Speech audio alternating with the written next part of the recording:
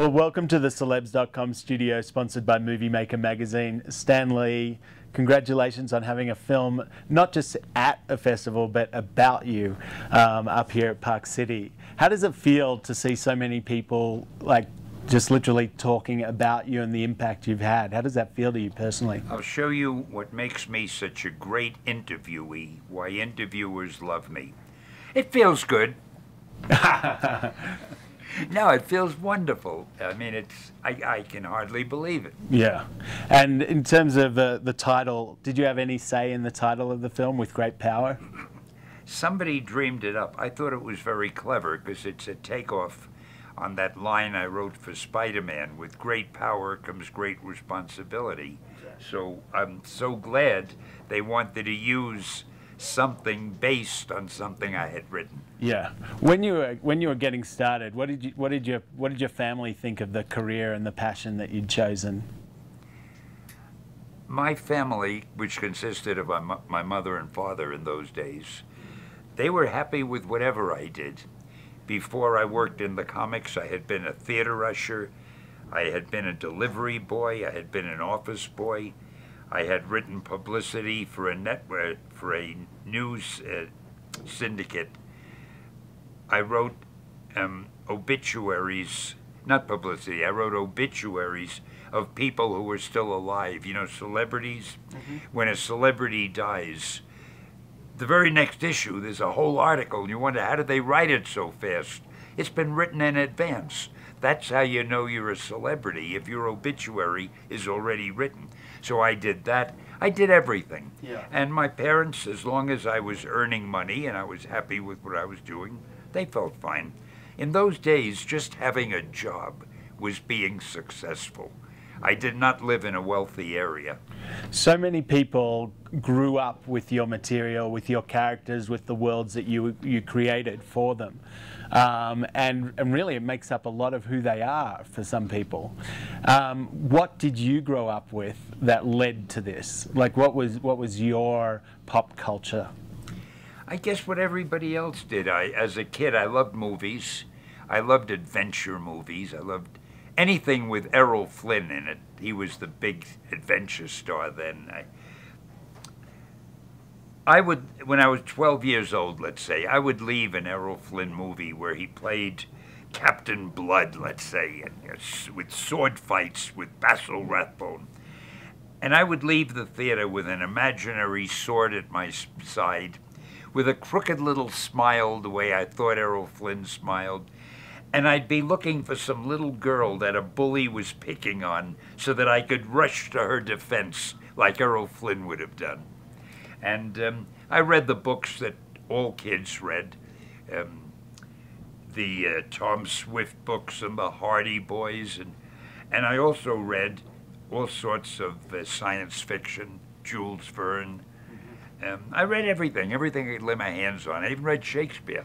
Yeah. I didn't understand it that well, but I loved the sound of the words, the what ho, Horatio type of stuff. They seemed like they were made to go in captions. Yeah. Yeah. What was it like the first time, I mean, you're up here with a movie, so what was it like the first time one of your comics was adapted into a big budget feature film? What was that feeling like? Well, I think the first one was probably the X-Men. When I heard they were doing it, I was thrilled. And when I finally saw it on the screen, and it was so beautifully done, you know, directed by Bryan Singer, I couldn't get over it. It was one of the high spots of my life. This thing that I had written so many years ago, and to see it as a major motion picture, which anybody could be proud of because it was so well done. My emotion was indescribable. Yeah. Do you consider, like, now that there have been so many adaptations and it's become such a huge commercial enterprise to adapt this sort of material, do you feel like you're still part of a club of people who created comics, or do you feel like you're part more so now of a world of filmmakers and film people? Well, right now I seem to be in a lot of worlds, and I love it. I'm involved with filmmakers. I have a new company of my own called POW Entertainment. We're making movies, we do television, we do videos, we're on the web, we're all over. And I still have I still am involved with Marvel. I have an involvement with Disney. And so I deal with I still write an occasional comic for Marvel, and I've just written a new bunch of comics for POW called The Mighty Seven. And they're the world's first reality comic books, because real people are in the story. I'm one of the characters in the story. It'll be out in a few months. It's going to be quite talked about, I think. And I'm doing a lot of different things in a lot of different fields. So I forgot what your question was, but I hope I've answered it. No, that's right. You're different clubs at different times, I guess. But the thing is, as well now, are you still, like, do you read other people's comics? Like, no. What? You don't?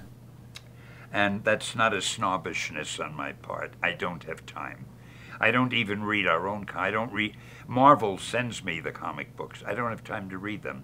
I look at the covers because I like to see what's being published, but I haven't time to read comics. I used to always read. There was always a book at my end table when I went to sleep. I can't even do that. And by the time I get to bed, I'm asleep in 1 minute. Yeah. So many people, collecting has been such a huge thing, obviously, and with eBay, you can get a real sense for just how much these things are worth, these comics that, you know, the original editions and obviously the #1s and all that sort of stuff. Do you collect anything?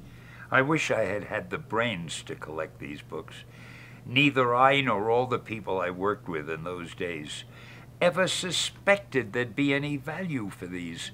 We used to give them away. A kid would come up from the delicatessen to deliver a sandwich, and we'd say, hey, take these books with you, will you? We have no room for them. Or take these pieces of original artwork. They're taking up too much space. It was terrible. Yeah. So do you collect anything else? Like what's your own personal... No, I've never been a collector. My wife is a collector. She loves antiques and everything. Anything that's decorative and pretty, she'll collect. But I haven't been a collector. How do you feel about, I mean, some fans obviously must border on the line of harassment sometimes, but your fans are so passionate.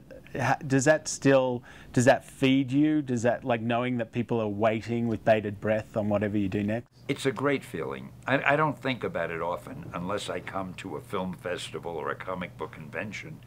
But when people come over to you and they act as if they care about the things you've done and they're pleased to meet you and so forth, and they might want an autograph or a picture, it is so flattering. I mean, it has to make you feel good. Yeah. How do you feel about, like, the Comic-Con? Like, I mean, it has grown into such a huge thing. It must also be a wonderful experience if you're in that environment.